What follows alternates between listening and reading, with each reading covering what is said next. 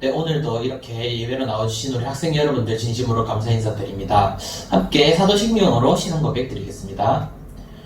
전능하사 천지를 만드신 하나님 아버지를 내가 믿사오며 그 외아들 우리 주 예수 그리스도를 믿사오니 이는 성령으로 잉태하사 동정녀 마리아에게 나시고 본디오 빌라도에게 고난을 받으사 십자가에 못 박혀 죽으시고 장사한 지 사흘 만에 죽은 자 가운데서 다시 살아나시며 하늘에 오르사 전능하신 하나님 우편에 앉아 계시다가 저리로서 산자와 죽은 자를 심판하러 오시리라. 성령을 믿사오며 거룩한 공회와 성도가 서로 교통하는 것과 죄를 사하여 주시는 것과 몸이 다시 사는 것과 영원히 사는 것을 믿사옵나이다. 아멘.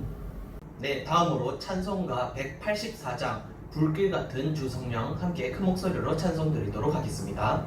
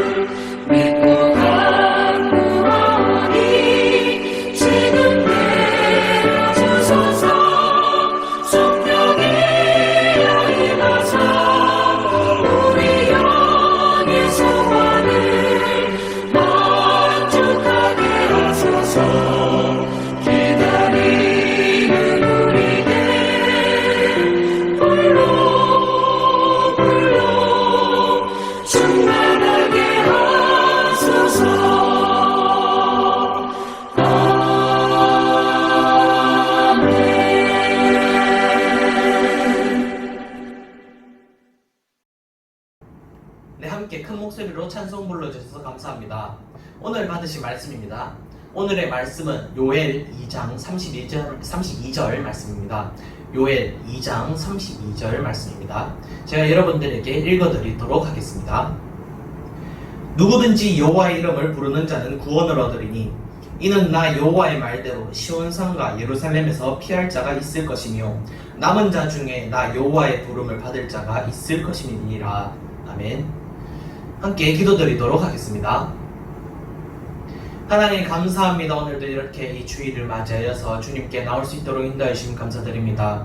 비록 저희가 코로나로 인해서 만나지도 못하지만 이 영상 예배를 통하여서 저희 학생들의 마음에 성령으로 충만하게 임하여 주시옵고, 하나님께서 저희 마음에 또한 이 예배가 기쁘게 받아질 수 있도록 하나님께서 함께하여 주시옵소서. 예수님 이름으로 기도드렸습니다. 아멘. 네, 여러분들 반갑습니다. 다시 코로나가 점점 심해지고 있는 이 와중에 여러분들의 건강을 잘 챙기시고 다시 여러분들과 만날 수 있었으면 좋겠습니다. 여러분들 건강 조심하시고 정말 주님과 함께 기도하여서 이 코로나가 빨리 끝날 수 있도록 여러분들 기도 부탁드리겠습니다. 오늘 본문이 나오는 이 요엘서는 요엘 선지자가 지었던 말들을 이렇게 기록해 놓은 성경 말씀입니다. 요엘 선지자는 우리가 잘 알고 있는 이 엘리사 선지자가 살고 있었던 그때 동시대에 함께 활동한 선지자였습니다. 요엘 선지자가 활동했던 그 당시 이스라엘 백성들에게는 희망을 찾기 참 어려웠습니다. 나라는 어려웠고 또 많은 외세의 침략이 있었으며 심지어는 엄청난 수의 메뚜기 때가 찾아와 버려서 또 먹을 것을 찾기 어려운 그런 상황을 맞이하였고 어려운 심각한 그런 시간을 보내게 되고 있었습니다. 이러한 힘들고 어려운 시기를 지나고 있는 이스라엘 백성들 앞에 요엘 선지자는 왜 그들이 어려운 시기를 겪고 있는지를 알려주기 시작하는데, 그 이유는 다름 아니라 백성들의 그 죄악된 행동을 경고하시기 위한 하나님의 특단의 조치였던 것이었습니다. 하나님께서는 이스라엘 백성들에게 이러한 재난과 이 재앙들을 통해서 다시 하나님께로 돌아오고 다시 희망을 갖기를 원하셨던 것이었습니다. 세상의 모든 재난이 다 하나님의 심판으로서 말미암아서 일어나는 것은 아니지만, 때때로 하나님은 인간의 죄를 경고하시고 또 징벌하시기 위해서 재난을 주시고는 하십니다. 우리에게 재난을 주시는 목적은 죄를 깨닫고 회개하라는 것과 하나님으로 인해 희망을 품어라 라는 것을 알려주시기 위한 것입니다. 세상 사람들에게 있어서 이러한 재난들은 단순히 자연이 순환하는 그 일부분일지도 모를 일입니다. 그러나 우리 하나님을 믿는 사람들은 현재 이런 코로나와 같은 이러한 상황들이 왜 일어나게 되었는지를 곰곰이 생각해 볼 필요가 있습니다. 전도사라고 칭하고 있는 저 또한 보이든 보이지 않든 그런 죄를 짓고 있는 것은 똑같습니다. 그렇지만 다시 한번 말해서 우리는 하나님을 믿는 사람들입니다. 여러분들은 하나님을 믿는 사람들인 것입니다. 우리는 죄를 짓고 거기서 끝나서는 안 됩니다. 우리가 어려움을 겪을 때 우리는 왜 이런 일을 겪고 있는지를 한번 생각해 볼 필요가 있는 것입니다. 우리가 겪고 있는 이 일이 단지 볼병물만으로 끝나지 말고 나의 죄가 큰지 아닌지 한번 곰곰이 생각해 보아야 할 때일 것 같습니다. 그 이후 우리는 회개의 자리에 나올 수 있어야만 합니다. 하나님의 심판은 우리 믿는 사람들에게는 그 용서와 구원을 베풀어 주시는 그런 현상인 것입니다. 그 용서와 구원에 힘입어서 여러분들의 죄를 하나님께 고백하고 하나님께 나아갈 수 있어야만 할 것입니다. 그리고 하나님께서 주신 그 용서와 그 구원을 누리면서 희망을 품을 수 있게 될 것입니다. 혹시 여러분들은 어려움을 겪고 있는 우리 여러분들 학생들 있으신가요? 그렇다면 단지 불평할 것만 아니라 다시 하나님을 생각하고 그 앞에 나아가 회개할 수 있어야만 할 것입니다. 그리고 이제 다시 희망을 품고 세상을 향해 힘차게 전진할 수 있는 사람이 될 수 있으면 좋겠습니다. 저는 오늘 이 본문의 말씀을 가지고 하나님의 사람인 너희들은 희망을 품을지어다 라는 제목으로 여러분들과 말씀을 나눠보고자 합니다. 첫 번째입니다. 오늘 요엘서 2장 28절 32절까지 말씀은 희망이 없던 그곳에서 우리는 희망을 볼 수 있게 되었다라는 사실을 우리에게 알려주고 있다는 것입니다. 본문은 당시 희망이라고는 찾아볼 수 없었던 그 이스라엘 백성들에게 임하셨던 하나님의 약속이었습니다. 당시 이스라엘 백성들은 절망에 빠져 있었습니다. 현재 한반도처럼 이스라엘이 남유다와 이 북이스라엘로 나눠진 이후 BC 722년경에 먼저 북이스라엘이 아수르에 의해 멸망당했고, 이후 BC 586년에 남유다마저도 바벨론 제국에 의해서 무너져 버렸습니다. 이 요엘서의 이 예언들은 이 남유다의 멸망에 대한 예언들인 것입니다. 지금도 여러 나라의 침략으로 인해 힘들고 어려운데 이 나라의 멸망 이후 자신들이 겪어야 할 수많은 고통을 본 이스라엘 백성들은 그대로 절망해버리고 말았던 것이었습니다. 이 설상가상입니다. 사면초가입니다. 자신들의 미래를 알 수 없는 그 상황에 맞닥뜨리게 돼버린 백성들이었습니다. 그들에게 희망은 마치 사치에 불과한 것이었을지도 모를 일이었습니다. 우리의 상황, 여러분들의 상황도 이러할지 모를 일일 것 같습니다. 많은 어려운 일을 보내고 있을지도 모를 일이죠. 스스로 이 상황을 벗어날 수 있을지 모를 정도로 힘든 시간 속에 있는 사람들도 있을 것입니다. 30절, 31절을 보니까 내가 이적을 하늘과 땅에 베풀리니 곧 피와 불과 연기 기둥이라. 여호와의 크고 두려운 날이 이르기 전에 해가 어두워지고 달이 핏빛같이 변하려니와 라고 하였습니다. 하나님께서는 30절과 31절의 말씀처럼 심판을 내리시려 하시고 계시는 모습을 우리가 볼 수 있습니다. 세상 속에서 살고 있는 우리들은 이제는 없던 그 희망도 더 없으실 판국이 되었습니다. 너무 힘듭니다. 절망이 가득할 뿐이었습니다. 세상은 희망이 없는 곳입니다. 죄로 가득하고 우리를 넘어뜨리려고 이 사탄 마귀의 자식들로 인해서 이 자식들로 만들고자 참 많은 계략이 꾸며지고 있는 곳이 바로 세상 속일 것입니다. 죄로 가득하고 우리를 넘어뜨리려고 하는 이 세상 속에 속해져 있는 한 우리는 언제나 힘든 희망이 없는 그 삶을 살 수밖에 없습니다. 그러나 우리는 이제 하나님께서는 심판을 내리신다는 이 말씀 뒤에 하신 말씀을 기억해야 할 것입니다. 본문 32절을 보니까 이렇게 말하고 있죠. 누구든지 여호와의 이름을 부르는 자는 구원을 얻으리니 이는 나 여호와의 말대로 시온산과 예루살렘에서 피할 자가 있을 것이며 남은 자 중에 나 여호와의 부름을 받을 자가 있을 것임이니라 라고 말하고 있습니다. 그렇습니다. 하나님께서는 그 여호와의 이름을 부르는 백성들은 모두 구원할 것임을 여러분들에게 알려주고 있음을 믿으시기 바랍니다. 백성들의 삶에 아무런 희망이 보이지 않던 그때 하나님께서는 새로운 구원의 길을 열어주셨다는 것입니다. 누구든지 남녀노소를 막론하고 어떤 사람이든지 여호와 하나님의 이름을 부르짖는 그 사람들은 모두 구원을 얻게 된다는 사실입니다. 이는 전에는 하나님의 백성이었던 이스라엘 백성에게만 한정된 것이었습니다. 그러나 이제는 이방인이었던 우리들 여러분들에게까지도 열려있다는 사실을 여러분들은 믿으시길 바랍니다. 이 여호와의 이름은 바로 우리 구주 예수 그리스도의 이름입니다. 우리가 예수님의 이름을 부르짖기만 한다면 우리에게는 없던 희망도 솟아오르게 생겨나게 될 것입니다. 하늘이 무너져도 솟아날 구멍이 바로 여기에 생겨나게 되었습니다. 하나님께서는 이미 우리가 희망을 얻기를 바라신다는 그 사실을 우리가 희망을 얻기를 바란다는 그 사실을 하나님께서는 너무나도 잘 알고 계신다는 것입니다. 그렇기에 여호와의 말대로 시온산과 예루살렘에서 피할 자가 있을 것이다 라는 이 32절의 말씀처럼 우리는 이제 피할 곳이 생기게 되었다는 것입니다. 더하여 우리는 그중 예수님의 부르심을 받은 사람이 되었습니다. 우리는 남은 자들입니다. 이 남은 자라는 것은 예수님의 그 이름을 알고 그를 믿는 모든 사람들을 가리킨다는 것입니다. 그 남은 자 중에 또한 여러분들은 예수님께서 사용하실 그 사람들이라는 사실을 명심하시길 바랍니다. 이처럼 우리는 예수 그리스도의 이름을 부르짖음으로써 희망이 없던 세상 속에서 희망의 빛을 발견하게 되었습니다. 이제 우리는 하나님께로 돌아가야 됩니다. 우리는 그 희망의 빛을 부여잡고 가야 합니다. 두 번째로, 왜냐하면 우리는 하나님의 영을 받은 사람들이기 때문입니다. 본문은 우리에게 여러분들이 어떤 사람인지를 우리에게 알려주고 있는 것입니다. 본문 28절을 보니까 그 후에 내가 내 영을 만민에게 부어주리니 라고 하였습니다.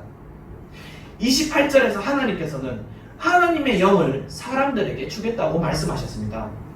그것도 만민에게, 즉 세상 모든 사람들에게, 과거의 사람들부터 현재 사람들 그리고 미래의 사람들에게까지 하나님의 그 영을 부어주시겠다고 말씀하고 있으신 모습을 우리는 살펴볼 수 있습니다.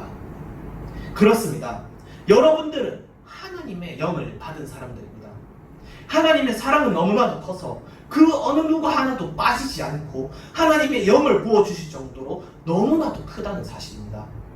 이 사랑으로 인해 여러분들은 세상을 살아가면서 여전히 희망을 가질 수 있게 된다는 것입니다. 28절, 29절 이어서 이렇게 말하고 있죠. 너희 자녀들이 장래일을 말할 것이며 너희 늙은이들은 꿈을 꾸며 너희 젊은이들은 이상을 볼 것이며 그때 내가 또 내 영을 남종과 여종에게 부어줄 것이며 라고 하였습니다. 절망만이 가득했던 이스라엘 백성들은 이제 희망을 찾게 되었습니다. 아이들은 앞을 볼 수 없었지만 이제 미래를 꿈꾸게 되었습니다. 노화로 인해 힘을 잃어가던 나이든 사람들은 다시 꿈을 꿀 수 있게 되었습니다. 이제 젊은 사람들은 자신의 이상을 펼칠 수 있게 되었다는 사실입니다. 이는 무당들, 점쟁이들이 앞으로 다가올 일을 점치는 것들과는 차원이 다른 이야기입니다.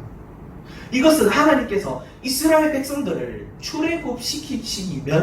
출애굽시키시면서 처음부터 약속하시고 또 주셨던 하나님의 나라에 대한 꿈이며 장래의 일이며 또 이상이었던 것이었습니다. 이런 놀라운 은혜는 바로 하나님께서 그 영을 부어주심으로써 시작하게 되었습니다. 하나님이 영을 주시기 전에는 앞서 말했듯이 절망만이 가득하였습니다. 희망은 찾아볼 수가 없었습니다. 그러나 이제 하나님의 영이 오시니까 절망의 자리에서 희망을 찾고 우리는 다시 하나님의 나라를 꿈꾸게 되었다는 사실입니다. 앞이 캄캄하던 그때 하나님께서는 모든 사람들에게 영을 부어주심으로써 이제 여러분들은 희망을 마음속에 품을 수 있게 되었다는 사실입니다. 우리는 이제 하나님의 사람이 되었습니다. 본문에서 보여준 것과 같이 하나님의 영을 받은 여러분들은 이제 하나님의 희망을 품고 나아갈 수 있게 되었습니다. 하나님은 여러분들에게 비를 내리시되 이른 비와 또 늦은 비를 적당하게 내려주실 것이며 또한 여러분들의 하나님이 되시고 영원히 수치를 당하지 않게 해주실 것입니다. 다시 한번 32절에 누구든지 여호와의 이름을 부르는 자는 구원을 얻으리니 이는 나 여호와의 말대로 시온산과 예루살렘에서 피할 자가 있을 것이며 남은 자 중에 나 여호와의 부름을 받을 자가 있을 것임이니라 라고 말하였습니다. 우리는 하나님의 사람들이기 때문에 그의 이름, 하나님의 이름을 부르짖어야 합니다. 이는 하나님을 온전히 의지한다는 표현입니다. 우리가 아무리 하나님의 사람이라도 그의 이름을 부르지 않는다면 그것은 매우 잘못된 일이고 또한 구원을 얻지 못하게 될 것입니다. 하나님과 우리의 관계는 take and give라는 관계라고 제가 저번에 말씀드렸습니다. 하나님께서 먼저 주셨으니 우리 또한 하나님께 드릴 수 있어야 합니다. 하나님께서는 우리에게 희망을 주셨습니다. 우리 또한 이제 세상에서 희망이 없는 그 마귀에게 휘둘리고 마는 우리들을 예수 그리스도를 보내주셔서 구원으로 이끌어 주셨던 것이었습니다. 그러면 이제 여러분들은 하나님을 의지할 수 있어야 하며 또 그의 이름을 부르짖을 수 있어야 합니다. 그리고 그의 그 부르심에 순종하여 응할 수 있어야 하는 것입니다. 성경을 읽음으로써 기도를 통해서 그리고 예배를 통해서 말입니다. 희망의 빛이 되신 그분을 통해 절망을 피하고 희망을 부르짖을 수 있어야 할 것입니다.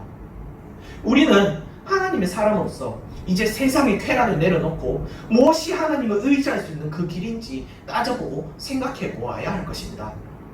여러분들은 현재 하나님을 의지한다고 당당하게 말할 수 있습니까?